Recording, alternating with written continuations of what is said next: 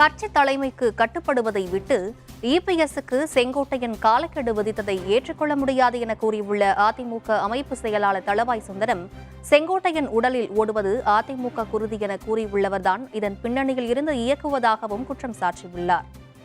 அதாவது செங்கோட்டையன் ஒரு மூத்த சீனியர் கட்சியினுடைய ஆரம்ப காலத்திலிருந்து இருக்காரு. there is no doubt. எப்பவுமே ஒரு கட்சியில ஒரு தலைமையை தேர்ந்தெடுத்தாச்சுன்னா அந்த தலைமையை நம்ம கட்டுப்படுத்தணும்.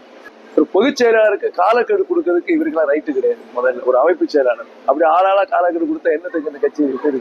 அவற்றை ஓடக்கூடிய ரத்தம் அதிமுக ரத்தம்னு அதுக்கு ஒருத்தர் பேசிட்டு இருக்காங்க. ரத்தத்திலே ஏ பி ஏ பாசிட்டிவ் தான் உண்டு, அதிமுக ரத்தம்லாம் கிடையாது. அப்போ இதுல பேக்ரவுண்ட் யார் இருக்காங்கிறது உங்களுக்கே தெரியும். இந்த ரத்த கதையை சொன்னாங்கன்னா அவங்கதான் இதுக்கு பேக்ரவுண்ட்.